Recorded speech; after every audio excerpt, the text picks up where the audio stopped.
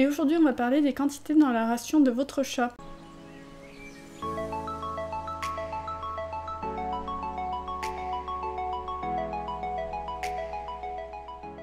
Bonjour et bienvenue sur The Little Carnivore. On se retrouve aujourd'hui pour une vidéo où on va parler d'alimentation crue et aujourd'hui on va parler des quantités dans la ration de votre chat. En effet, dans la précédente vidéo sur le prémodèle, je vous ai expliqué qu'il fallait certains pourcentages de viande, d'organes, d'os charnus, de poissons, etc. Mais je vous ai pas dit à partir de quel poids de ration calculer ces pourcentages. Aujourd'hui je vais vous expliquer comment déterminer quel est le poids de la ration totale que votre chat doit manger. Car ces pourcentages se calculent par rapport au poids de la ration totale de votre chat.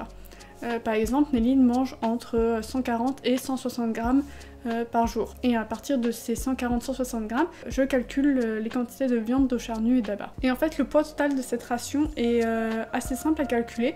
Pour un chat adulte et en bonne santé, on prend 3% de son poids. C'est-à-dire que si votre chat il pèse 3,5 kg, vous allez faire 3,5 kg fois 3% et vous allez arriver à 105 grammes pour le poids total de sa ration par jour. Et j'ai oublié de préciser, ce chat adulte en bonne santé est aussi à son poids idéal, c'est-à-dire qu'il n'a pas besoin de perdre du poids et qu'il n'a pas besoin de gagner de poids. Ensuite, ça c'est une indication lorsque vous commencez le cru, parce que en fait quand on commence le cru, c'est toujours difficile de savoir quelle est la quantité totale qu'il faut donner à manger à votre chat.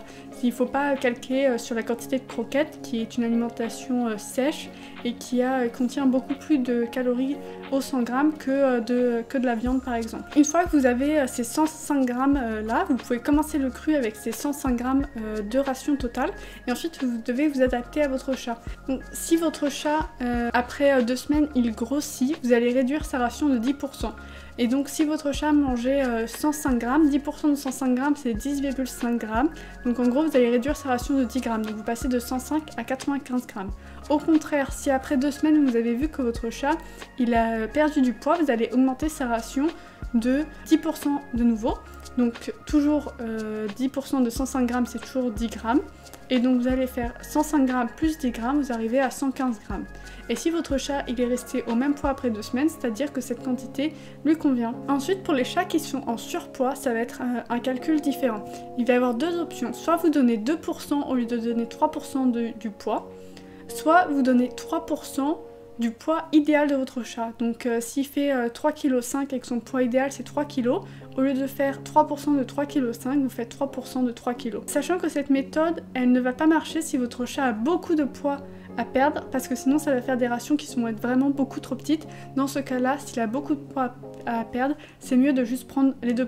Pour un chat qui a besoin de gagner du poids, ça va être le contraire. Donc on va donner 4% de son poids actuel, ou sinon on va donner 3% aussi du poids idéal. Donc si votre chat fait 2 kg et qu'il doit faire 3 kg, vous allez donner 2% de 3 kg.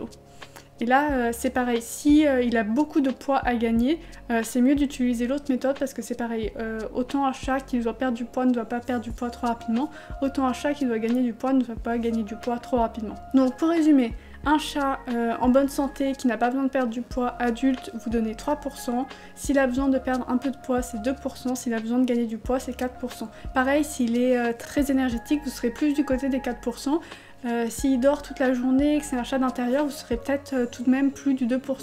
Donc c'est adapté en fonction de l'activité de votre chat et en fonction de, vous voyez, ce qu'il mange, s'il perd du poids et s'il gagne du poids. Ensuite, il va aussi avoir une spécificité pour les chats de race type Sphinx, c'est-à-dire les chats de race sans poils ou aussi les chats de race qui ont très peu de poils comme le Devon Rex. Ces chats-là vont perdre beaucoup plus de chaleur comme ils n'ont pas la fourrure pour les protéger et donc ils ont des besoins caloriques bien plus élevés et pour garder leur corps à la bonne température ils ont donc besoin de beaucoup plus d'énergie. Donc pour les chats de type Sphinx et tous les chats nus, on va leur donner une ration qui va plutôt être du côté de 5 à 6% de leur poids. Et donc pareil pour les races de type chat nu, il faudra aussi adapter une fois que vous aurez commencé et que vous verrez si ça convient à votre chat ou pas.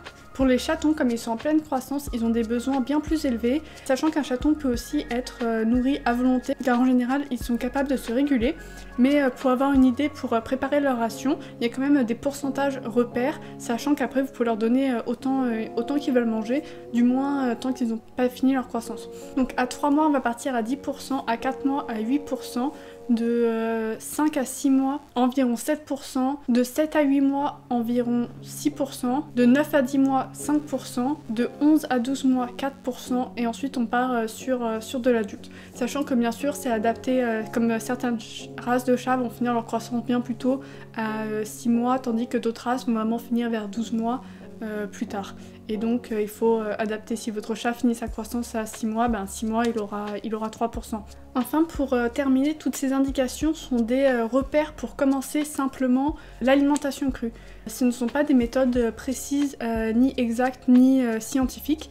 Pour prendre une méthode scientifique, il faudra calculer les besoins en calories de votre chat et connaître le nombre de calories dans l'alimentation que vous leur donnez. Car par exemple, quand vous donnez une viande qui est très grasse, elle est bien plus riche en calories qu'une viande qui est très maigre.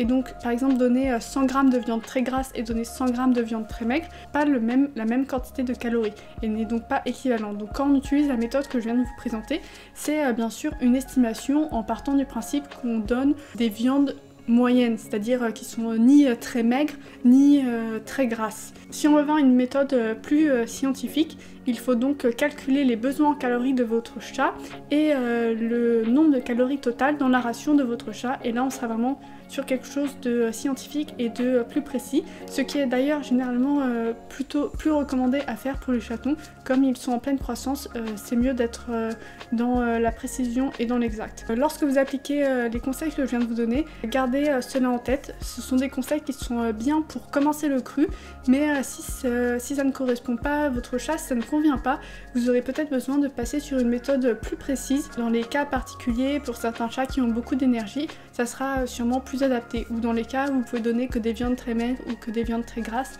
avoir une approche plus scientifique sera sûrement plus adaptée. Voilà, j'espère que cette vidéo aura été utile. N'hésitez pas, si ça vous a plu, à mettre un pouce bleu et à vous abonner, et on se retrouve rapidement sur Velutal Carnivore pour une prochaine vidéo sur l'alimentation crue. À bientôt!